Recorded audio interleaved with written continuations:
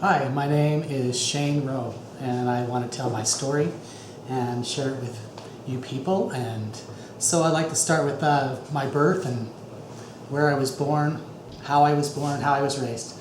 I was raised as LDS. My parents were both LDS, and although they were not in the strictest sense, they were not the legalistic Mormons that you hear about.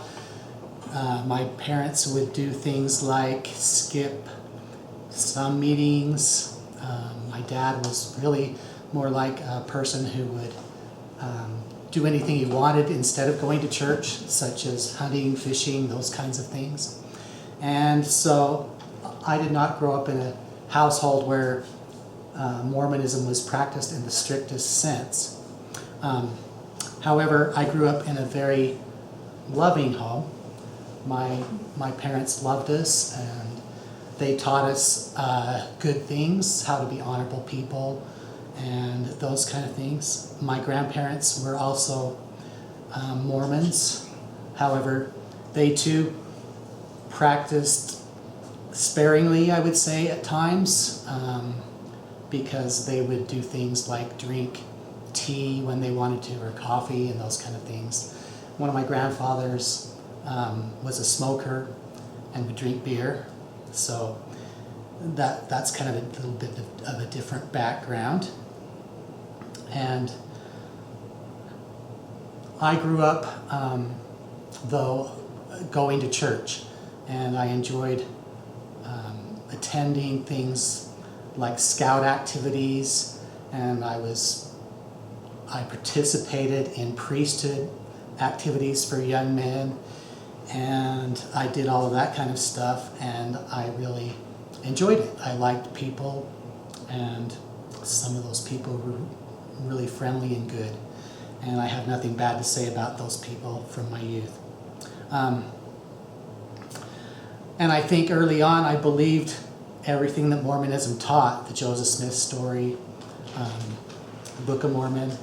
I believed all those things, and so I grew up in that way. But when I went into my teenager years, maybe around 13 or 14, I started getting into a little bit of trouble, running with the wrong crowd, and I experienced what was probably church discipline at the time, because I was involved in some theft of church funds with a friend, and so we were both asked to not participate in passing the sacrament and those kind of things at that time. And I had also involved myself in things like vandalism with some friends at school and things like that, and so that was like when I was 13 and 14, and by the time I was 15 I had started outgrowing all that kind of stuff and become a more mature person, and started just being more mature. But about the same time as that, I became less involved in the LDS church, and I was working. I had started a job at 16. Well, I had a paper route, but at 16 I started my first real job, and worked late on Saturdays, didn't want to get up and go to church the next day, those kind of things. And so I had a priesthood leader who thought it was a good idea to go around and pick up all the priest age boys who didn't show up to church and take them to priesthood meeting. And so I was one of those guys, and he showed up on my doorstep and waited for me to get ready for church, and so I went with him to church. Well, in the middle of the lesson that day, he was giving a lesson on free agency. He said, what is free agency? Can anyone tell me what free agency is? And I raised my hand and I said, it's allowing the young men to decide for themselves whether or not they want to go to church. and he got my point, and he never stopped by to pick me up again. But I always loved that guy because he was a good man, but he got the point about that. So also I participated in LDS seminary when I was about that age too. I went to all 4 years of LDS seminary and studied all the books, standard works, and also participated in scripture chase, which was an activity that they competed against each other to see who could be the fastest to find a verse in the Bible or the Book of Mormon or whatever it was that particular year that they were teaching. We used to call them sword drills. Oh. For the sword of the Word of God. Oh, yeah. Yeah. Like that, yeah. So I did that, but by the time I was a senior in high school, I was kind of out of it, and I participated, and I didn't cause trouble in class, but I did fall asleep in class, and I had a great seminary teacher when I was in 10th grade who was a very kind man, and I've had a lot of good experiences with seminary teachers, although my 9th grade seminary teacher was kind of a jerk, and if you did something in class that he didn't like you weren't prepared for the lesson that he was going to give that day, he would put you on the spot and belittle you in front of everybody, which I did not like. So that got me off on the wrong foot in some respects. During my sophomore year of high school, I had a baby sister who died of sudden infant death. And my dad's activity, which had been sparingly to begin with, he totally stopped any belief in God at that point, and coming to the conclusion that any God that would take his little baby away from him, he didn't want to have anything to do with. And so he pretty much stopped going to the LDS church at that point and became, I think he was an agnostic. He would give you the impression that he didn't believe in God at all, but I think he had some belief there still. He died in 2007, not ever becoming a believer in Christ in the way that I would like to have seen. So as I grew older and graduated from high school, it came time to decide whether or not I was going to go on a mission. And so I was really shy. I was a shy person. And so it was really like, I'm not going to go talk to people. I mean, that was the opposite of what I wanted to do. And I was shy, introverted, whatever you want to say. That was me. And at that time, I was getting off into my own hunting, fishing, four-wheeling stuff, and that just wasn't for me. And so I didn't go on a mission. And about the age of, I was 20, almost 21, and I met the woman who was going to be my wife. And she came from a LDS background too, a more strict and legalistic background than I had come from. But together we decided that we wanted to, if we got married, we were going to become active in the LDS church and try to raise our children in an environment of being good Mormons, good followers of that way of life. And so that's what we chose to do. And so we got married, started having kids, started becoming more active in the LDS church. At first we were really not that active. We would have, the home teachers would come over to our house, but if they were 2 minutes late, we were out the door and off somewhere where we didn't have to meet with them and that kind of thing. But gradually we lost that kind of childishness and started being more respectful of people's time, and when they came by, we would meet with them. And gradually she and I both became involved in higher callings in the LDS church.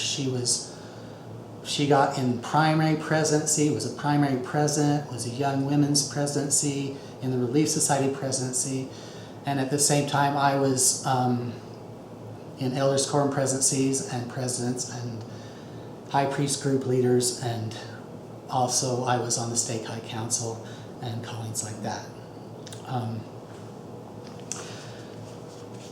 So as time went by, we developed great friendships in the LDS church. We moved out here, just south of here, on the other side of 6200 South by Lodestone Park, in 1986, and we lived there until 2013 when we moved to the home we currently live in over in West Valley, just off of 47th South and 4300 West. There were some things, though, even though we were fully active and participating in the LDS church, there were always a few little things that nagged at me that I could not deal with, so I just shut them off in a corner of my brain and said, when I need to understand that, maybe I will, maybe I won't. But one of those was the song Praise to the Man. I could not understand why we were singing a song that was praising a man when we were supposed to be honoring God. And also, another thing that bothered me was along those lines was, as man is, God once was, and as God is, man may become. To me, that always seemed blasphemous, really. It seemed like there's no way that me, a man, is ever going to become like God, become a God. And there's no way God was ever like me. And so I did not believe that. And it just seemed awful to me that good men that I knew were going around teaching and proclaiming that we were gods in embryo and that we could progress through eternity to become gods ourselves. That just rubbed me the wrong way. And I said that to my wife Anne and other people, that I just did not see how that was even possible. And I just want to say right now that there is nothing that was ever taught to us in our general classes or anything like that about Joseph looking at a seer stone in a hat. It was always the Urim and Thummim and him sitting with the curtain, the plates covered underneath the cloth beside him or on the other side or something. Nothing about the seer stone in a hat, nothing about Joseph Smith's polygamy. That was all stuff that I had to find out on my own. And there was never any varying accounts of the first vision told to us either. There was just the one.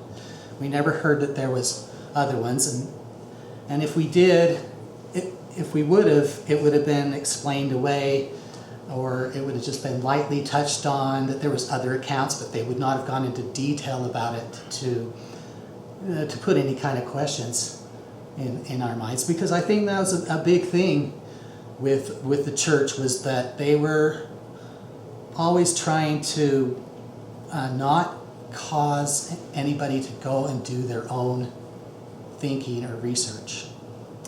And so I didn't, because I thought they were telling me the truth the whole time. I mean, frankly. And so it went on from there until, whenever someone would say anything negative about the LDS church, I would call them antis. I would say, you're being anti-Mormon, and I don't want to hear it. I didn't listen to it until we moved into our new house out in West Valley in 2013. And at that time, things became a real struggle for our household, because my wife, who had been diagnosed with rheumatoid arthritis in 2010, and I was her caregiver,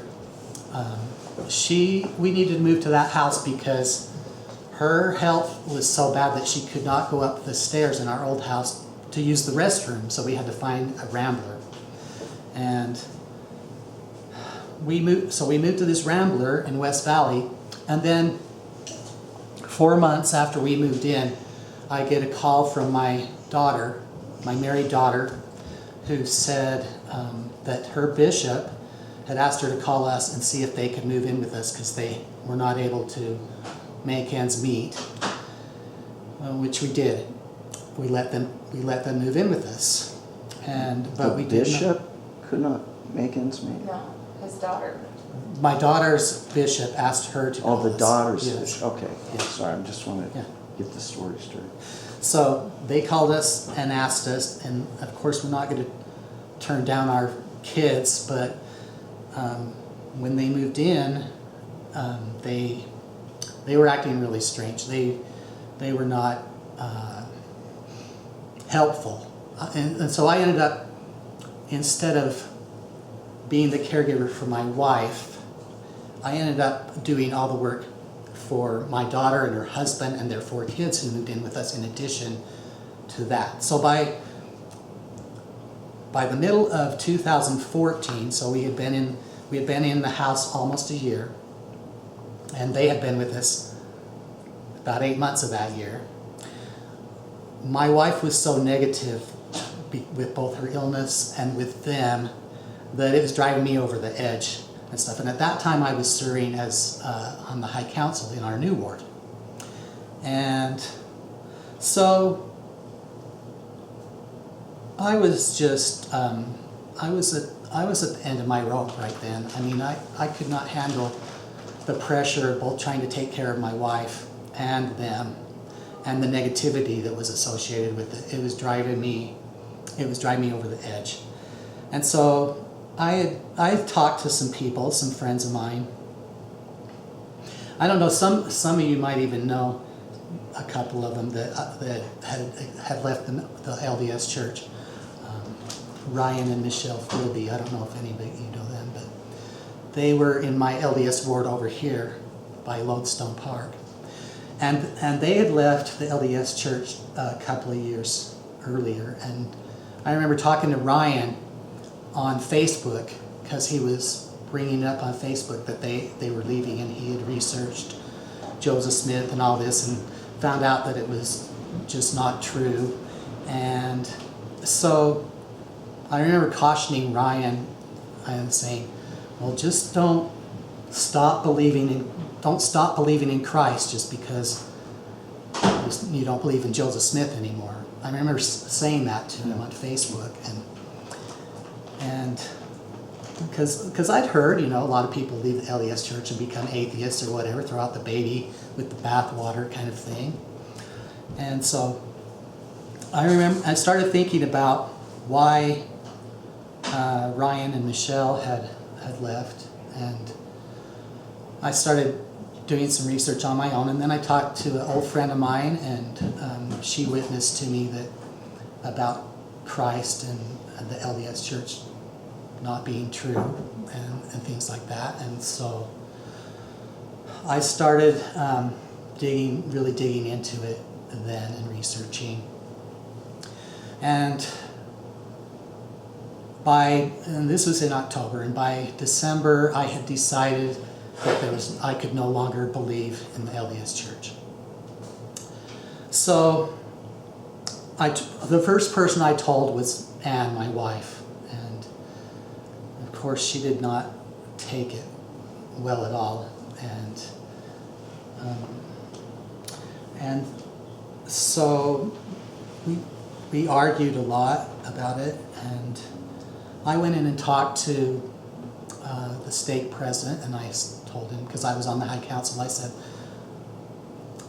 I don't believe in this anymore, and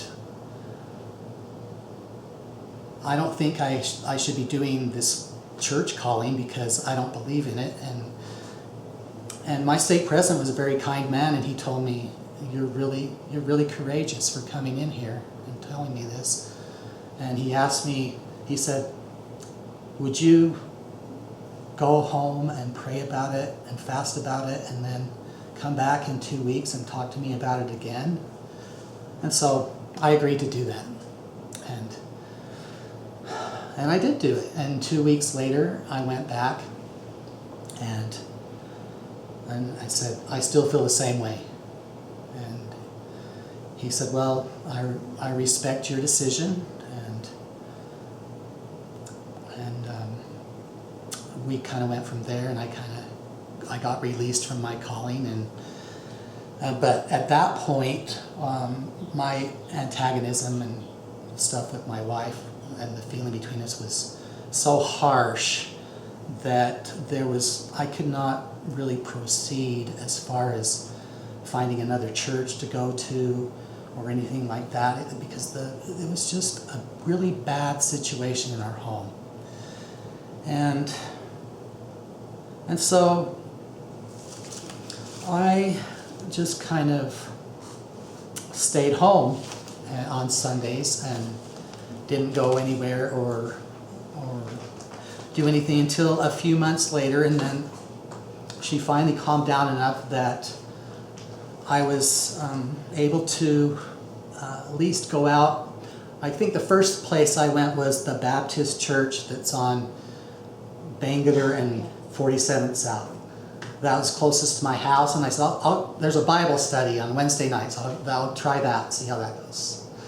So I went there, and I liked it, but there was a guy there afterwards that came up to me, and he gave me the third degree about whether I was a Christian or not and stuff. And so I'm like, maybe this isn't quite the right place. But he was just making sure I wasn't somebody that was, going to cause trouble or something, I guess.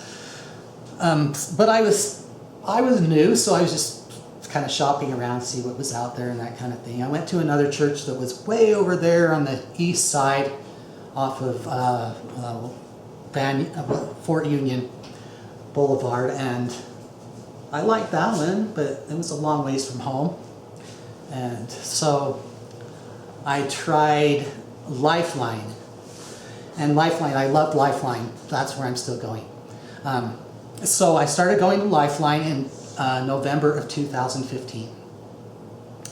But there was still quite a bit of animosity, quite a bit of conflict, my wife and I, during this whole time. And I wanted to get baptized, but I wanted her to get baptized too. I was trying to convince her that she needed to come along with me, and I just couldn't do it. And so in December of 2016, I finally said, it's time. I went in and talked to, I wanted to become, I can't remember what they call it there, but it's like a membership where you get to participate in some of the decisions or and stuff like that. But the I don't know what they call him. The pastor that's over that kind of stuff said, we really want you to help us with that, but you have to show us the commitment by being baptized. And so in December of 2016, I said, well, I'm going to get baptized because I believe in the true Christ, and I need to show that by honoring him by doing this. And so I got baptized in December 18th, 2016. And since that time, I have been active going there, and I did get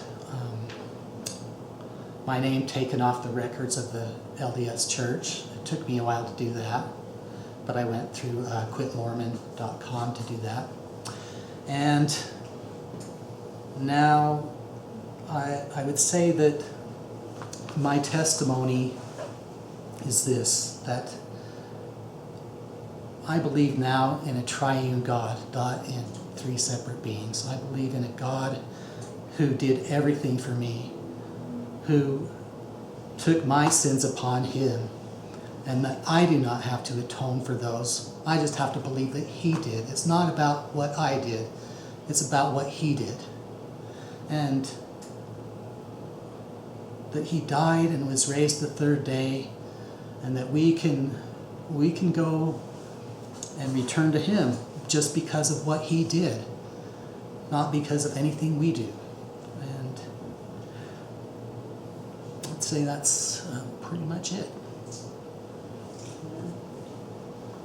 Any questions now? She's still struggling.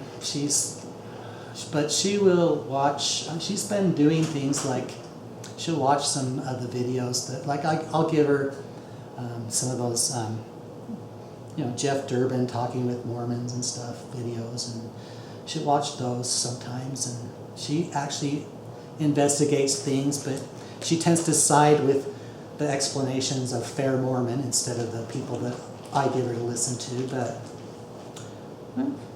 maybe someday. I keep praying and hoping, but she's pretty stubborn. She's a stubborn person. I think I've told her she's the most stubborn woman on the face of the earth, and that's probably close to true. So, How's your daughter? my daughter has serious mental illness right now, which we didn't know at the time they moved in that that was at the beginning of it, and she was on a slowly downward trajectory. She has general anxiety disorder and social anxiety disorder, and we're having a hard time getting her to get into the psychiatrist. And She still lives with you and everything? yeah, she's still living with us because her husband is under some sort of restrictions at work from getting time off to be able to take her to appointments. So I figure if they move out, then she's not going to get into them at all. So I have to be there to be able to help her to get into her therapist and stuff like that. So do you have a reason for not throwing Christ out? I mean, you gave that advice to somebody else, but what is your reason for, after you found out all the problems with Mormonism? I'm sure you probably went through a period in which you were pretty upset. Oh, I was, it. yeah. And, Thanks for asking that. So why didn't you just go that route of throwing the baby out with the bathwater? And what was it that said, I'm still going to stick with Jesus? That's a good question. So, or the biblical Jesus, right. I should say. So when my friend confronted me about Mormonism and stuff like that, I said to her, I have been on these online forums, debate forums where I am the only conservative against 10 liberals, and I learned how to fight with people, and I can destroy your opinion. So I was pretty vehement about that, but when I finally realized that she was right, then I knew I wasn't going to do that, but what it stems from though is, like 10 years ago, I had this dream, and in this dream, there was a person that I was going up to talk to, and oh man, it was like, you have never felt this good. Nobody has ever felt this good in this human existence as I felt talking to this person. And I woke up from that dream and I knew that it was Christ. And this was when? And this was about 10 years ago. It was before I left the LDS Church. Okay. And so I knew in my heart that Christ was there. Now, since that time, I decided that, because I couldn't see his face in this dream I had, I couldn't see his face. And since that time, I think I figured out that the reason I couldn't see his face is because I was still believing in the Mormon Jesus, and he wanted me to believe in him as he truly is, and then he was going to let me know who he was then. But ever since I had that dream, though, I absolutely knew there was a Christ. And then I started doing some other research into whether God exists, because because frankly, it was because I wanted to be able to debate people about that and prove that God exists. And so I read books like Signature in the Cell and Darwin's Doubt that do the intelligent design thing, and to me that convinced me that there was a God.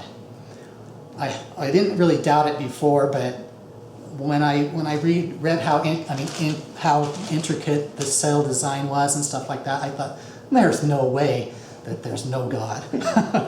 So I believed in God, and so there was really no inclination for me to stop believing in Him when I left Mormonism. None at all. Were you bitter at all about what you went through with the LDS Church? And how I you was. I remember telling my wife, I said, those people, our ancestors, they were duped, and they fell for it. I mean, I admire them for what they went through, crossing the plains and going through all those hardships, but I don't accept what they were taught, and they fell for it. Mm-hmm. And so I kind of blamed them. But then, when I started thinking about it, I thought, well, it wasn't them, those original people. It was generations later before it got to me, and so it just kept going down the line to where nobody was really told the truth. And I guess you can blame people for not finding out the truth, but sometimes it depends on what they were brought up with. Mm-hmm. Who was the person that brought your family line into the Mormonism? Well, I have people.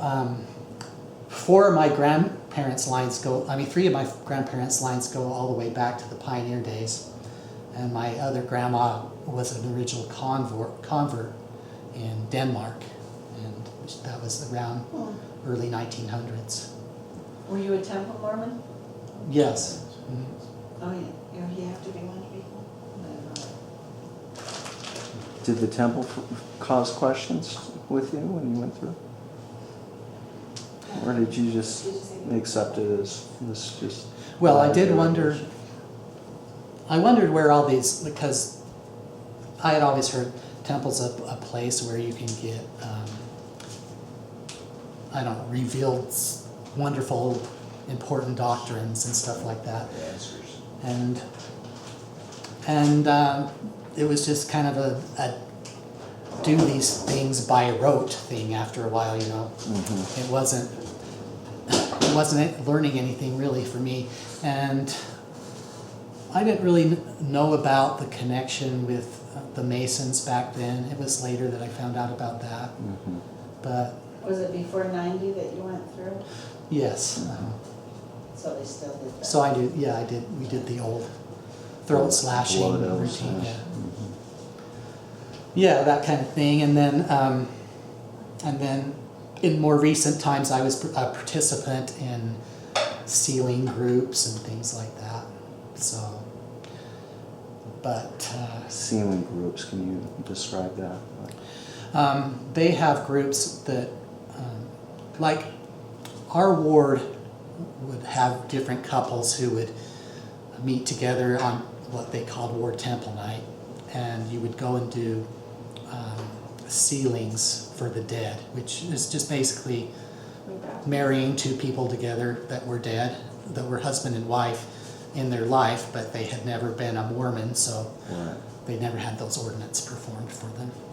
So that's what that is. And the baptism goes along with that too? Yeah, and what they usually did is they usually had the youth come in and do the baptisms, and then the Yeah. adults did the other things. Okay. Do the Mormons still reach out to you? No?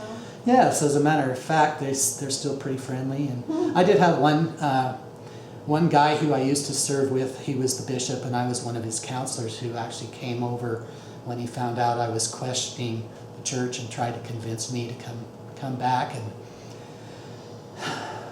didn't work, but I appreciate that he loved me enough to actually want to do that, and we're still on friendly terms. So, yeah. Now, is your wife active in the Mormon church? Yes. And since she's disabled, I have to take her on her wheelchair in and drop her off and go pick her up and that kind of thing on Sundays.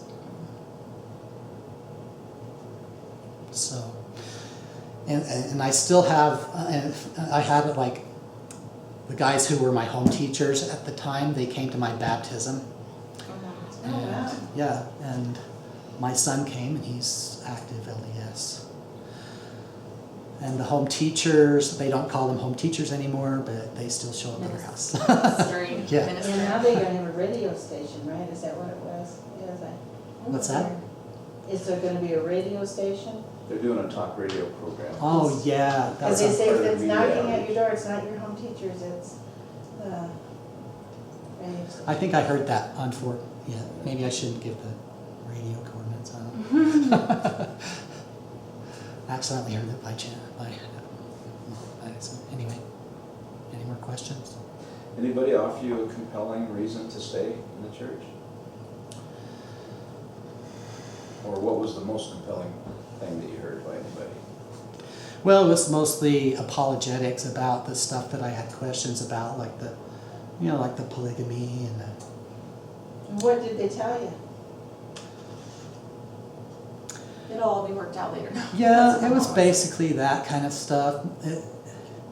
Whatever it was, I didn't really focus on it too much because I already knew it was not true. So At least they talked with you about Yeah. it, that's nice. yeah,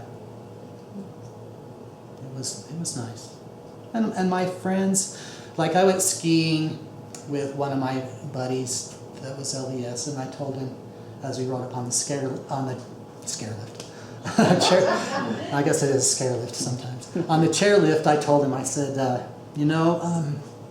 don't believe in the church anymore. And he said, well, that's a surprise. And he goes, well, I'm still going to be your friend, so don't worry about that. So, That's good. yeah. Anything else? I just wonder if he wants to have one of my T-shirts that says "What Mormons Don't Tell." So, takes his wife to church.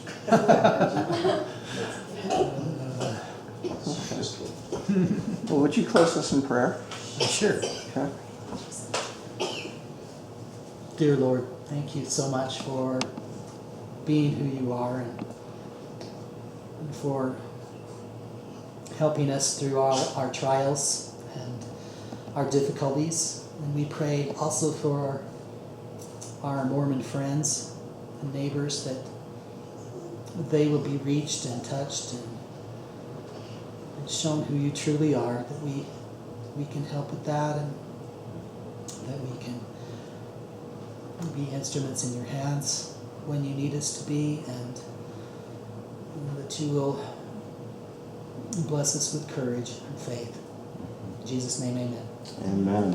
Thank you. Thank you. Do you want a cookie here or some of this cake? Okay. Greatest story. Yeah. Thanks.